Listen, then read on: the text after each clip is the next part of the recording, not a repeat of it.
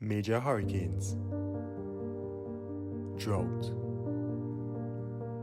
extreme weather events, rising sea levels. Climate change is resulting in all these devastating events that are destroying the planet. One major contributor to climate change is modern agriculture. These methods used in modern agriculture include the spraying of chemical fertilizers, the use of slash and burn techniques by farmers to clear the ground, and the rearing of animals in factory-like settings, which contribute to increased greenhouse gases. On the other hand, alternative forms of agriculture such as permaculture use sustainable methods to grow food, reduce the amount of waste, and protect the natural environment, and mitigate the negative impacts of climate change. If we fail to take active measures to reverse climate change by reducing the continuous emission of greenhouse gases, we risk the planet becoming inhospitable. In this documentary, I intend to explore permaculture and show how it is a viable alternative in alleviating the effects of climate change.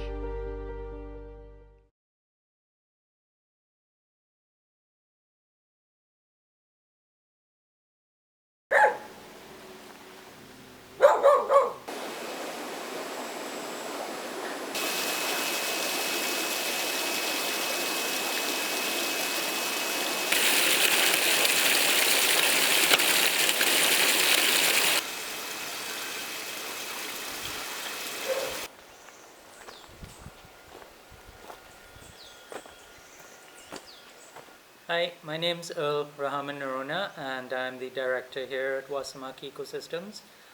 My role on this site is really to supervise a lot of the fish, the flowers, workshops that happen over here, as well as the forestry that we do. Hi, my name is Suzette. At Wasamaki, I am events coordinator for workshops and courses that happen here on the farm, and I'm also the mother of the chickens. We harvest rainwater, we recycle everything, even the chicken waste goes back into the beds. Yeah, that's about it. We do a lot of stuff other than just plant food. Hi, I'm Malia Rahman Naruna, and I am the next generation at Wasamaki. I am a farm-to-table chef and the owner of Loud Lollies. We decided to build a cob house right when COVID hit. We didn't have any ideas of really building a house before that. And when we kind of got locked down, we were like, all right, what's important to us? And we decided that we wanted to start a project that meant a lot to us. Both my partner, Kenneth, and I started this project about 2.5 years ago now. And it was really just a passion project, as well as to show people that it's possible to build with clay and recycled material. So permaculture is about trying to produce stuff on site using all your resources that are on site so that you consume less from outside of your site. So in that way, you try and become more self-sufficient with what you have on your site. We have the pollinator garden over here that attracts butterflies and hummingbirds. And then as we take a walk around, you'll be able to see where we produce flowers, where we have fish, where our donkeys are. We brought in soil mix. We created all the beds over here, and then we filled all the beds with the soil mix, coconut husks. We used logs to line the beds, and then we propagated a variety of different plants that attract hummingbirds and butterflies. So things like these, and along this whole area.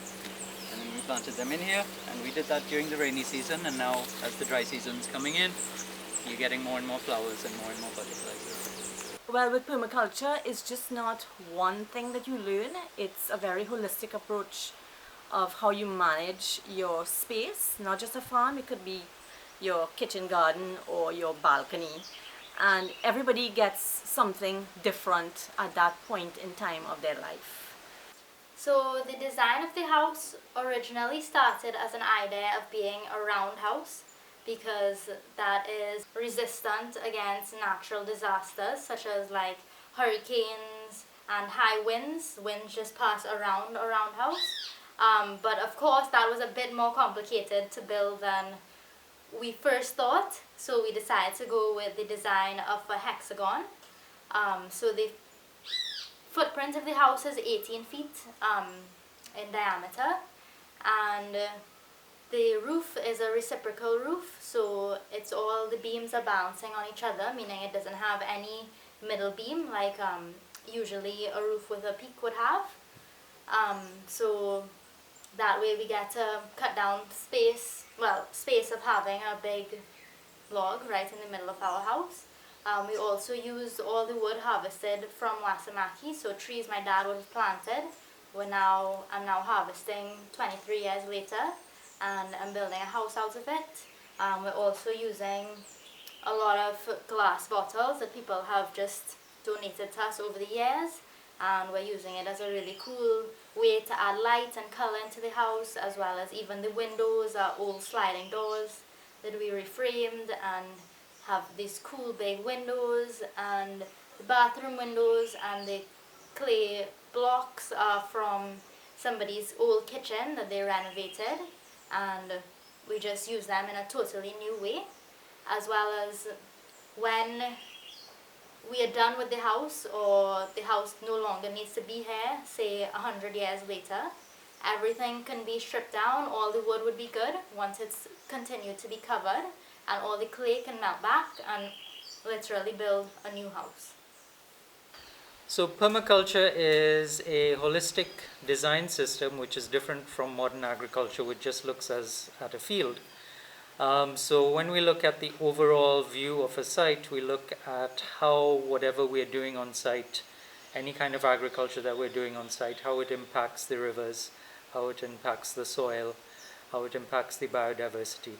Conventional agriculture is more of a system of production where they just focus on the plants, and they use a lot of sometimes toxic chemicals, and those chemicals can have very harmful impacts on the bigger environment around where the farmer is actually producing his crops. And that is the main difference between conventional agriculture and permaculture design systems. A lot of the chemicals that are used in agriculture can be lethal, so that if you actually take them in, they will kill you. And also sometimes people don't pay attention to the correct use of them, so that they'll spray chemicals on their crops and not wait the correct amount of time to harvest them and things like that. As well as the chemicals tend to kill a lot of other things that are useful in the environment, like a lot of the pollinators, things like that, because sometimes the chemical might target one pest, but it kills many other things in the environment. I think that we have caused this problem.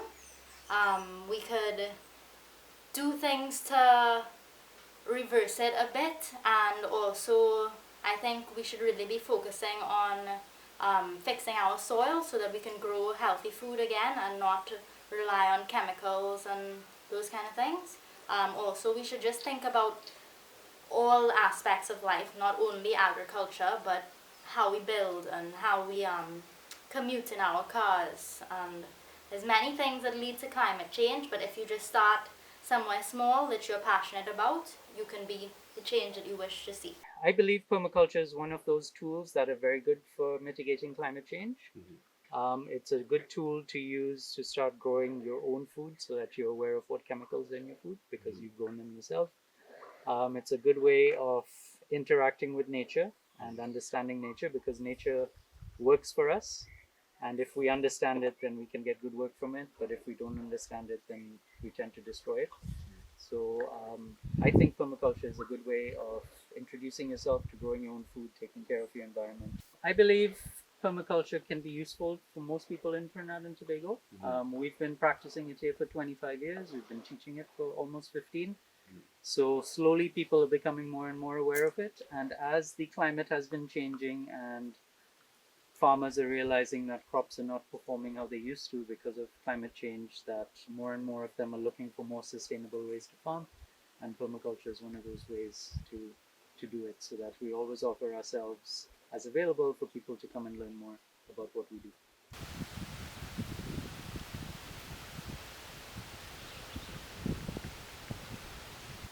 We have attempted to share permaculture information with whichever farmer is interested in coming and seeing our site. A lot of farmers these days, because their production is based on buying a lot of inputs, like their fertilizers, all the chemicals, the diesel that they use in their tractors, the gasoline that they use in their whackers, all of this comes from off-site. And as the price of this has increased, a lot of farmers are looking for alternatives. So when they come to us, they look at how we minimize a lot of these external inputs, and then when they return back to their site, they try and implement some of this on their site. It's a gradual process, so that they might not embrace all the permaculture principles at once, but over time they try and implement as many as they can. Permaculture can help farmers deal with climate change, because a lot of what permaculture envisions is how you can use vegetation to trap carbon, to sequester it back into the soil. So that by practicing permaculture, you start making compost, you start planting trees. All of these activities helps to trap carbon, which helps to return it to the soil from where a lot of it has been taken out and put back into the atmosphere. We have a few other people that practice permaculture in our watershed. One of our neighbors did actually attend a few of our workshops, and I think they have a very successful permaculture farm right now, yes.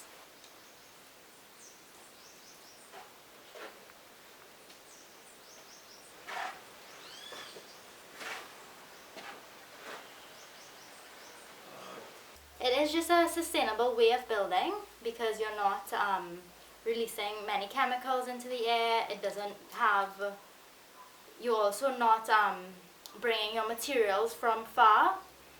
Usually all your materials can be sourced locally, so that would be a good way of eliminating your carbon footprint a bit, as well as just the air you breathe. And just living in a house like this is a lot more in tune with nature. Things are always around, and yeah. Through regeneration of forests and reuse and upcycle of waste is also a good form of helping climate change. Harvesting water, yeah, basically what we teach in permaculture. Turmeric plant looks like, and there's some fresh turmeric on it. Okay. Nature works for us, and if we understand it, then we can get good work from it, but if we don't understand it, then we tend to destroy it. Permaculture can help farmers deal with climate change, because a lot of what permaculture envisions is how you can use vegetation to trap carbon, to sequester it back into the soil. So that by practicing permaculture, you start making compost, you start planting trees. All of these activities helps to trap carbon, which helps to return it to the soil from where a lot of it has been taken out and put back into the atmosphere.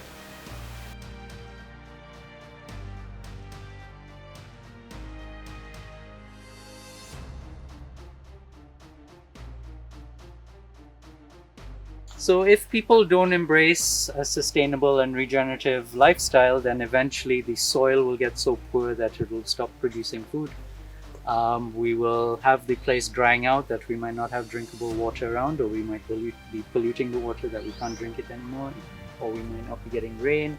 And then if we don't take care of the biodiversity, eventually all the pollinators will disappear, that crops won't be pollinated, so that you won't get fruit trees that have a lot of fruit in them, things like that. So that we need to take care of everything around us, because it's actually taking care of us.